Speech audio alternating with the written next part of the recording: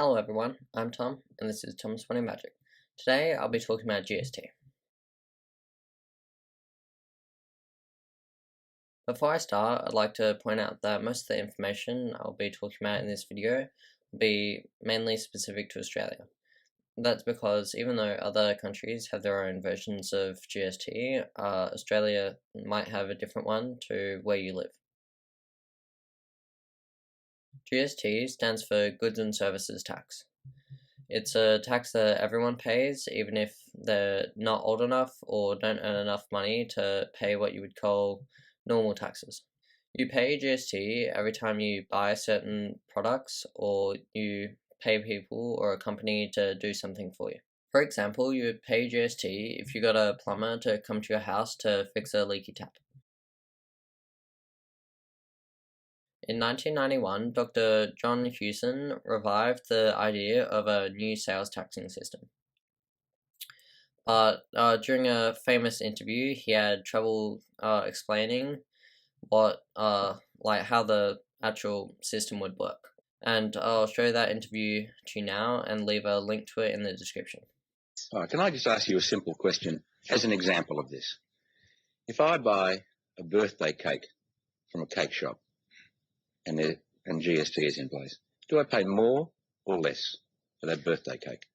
Well, it will depend whether cakes today in that shop are subject to sales tax or they're not, firstly, and they may have a sales tax on them. Let's assume that they don't have a sales tax on them, and then that birthday cake is going to be sales tax free.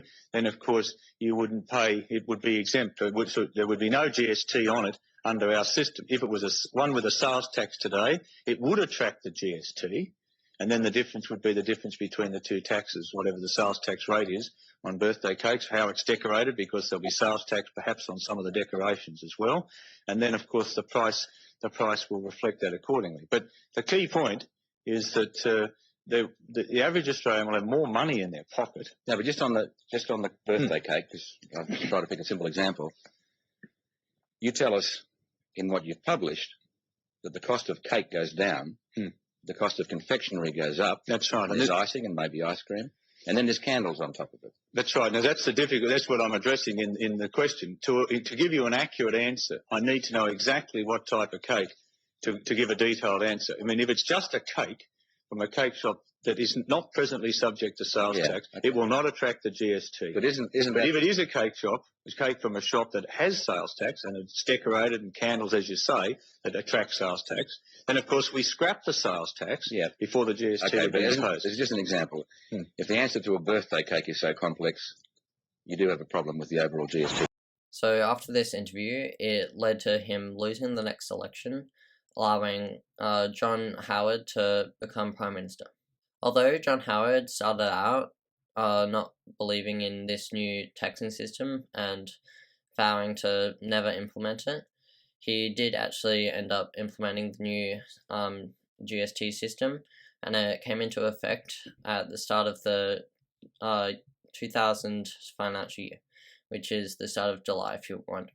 At the same time as this, personal income tax and company tax was reduced slightly so that it could offset the new sales taxing system. If you're a bit confused by that, then I'll say it a bit simpler. GST was originally put in place by John Howard to simplify the existing sales taxing system, and it has been effective since the start of July in the year of 2000. Even though GST came along as a sales taxing system, it didn't actually apply to all things. Some things that you wouldn't pay GST on are things like basic foods, medical or health related items, some educational courses, childcare, and a few other things. I'll show the full list on screen now, and I'll have a link to the website that I found that on in the description. GST is charged as an extra 10% of anything that you buy or pay for. That doesn't fall into the list that I just mentioned. In Australia, when you buy something, it will usually already have GST put into that price. So that means that when you're buying the product, you're actually paying 110% of the price of that product. 110% being the 100% of the original price plus the 10% of GST. So how you'd calculate the original price without GST included is you would divide it by 1.1. So for example, if you want to buy something that is, let's say, $10, and you want to work out how much it's worth without GST, then you would divide it by 1.1. And if you round that number to the nearest cent, then that would mean that the original price is $9.09. And the same goes for if you want to add GST to an item that hasn't already had it added.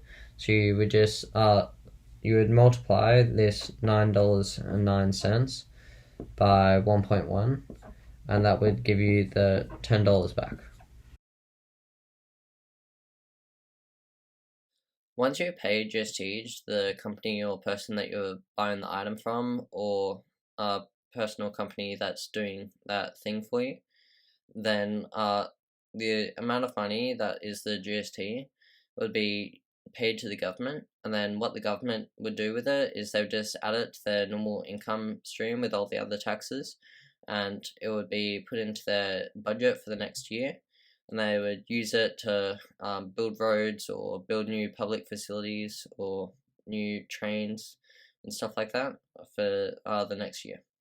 That's all for me today. Thank you for listening. If you could you please subscribe to me if you've not done so already, as it will bring me closer to the first milestone of getting 1,000 subscribers, which means that I'll also start getting ad revenue from these videos.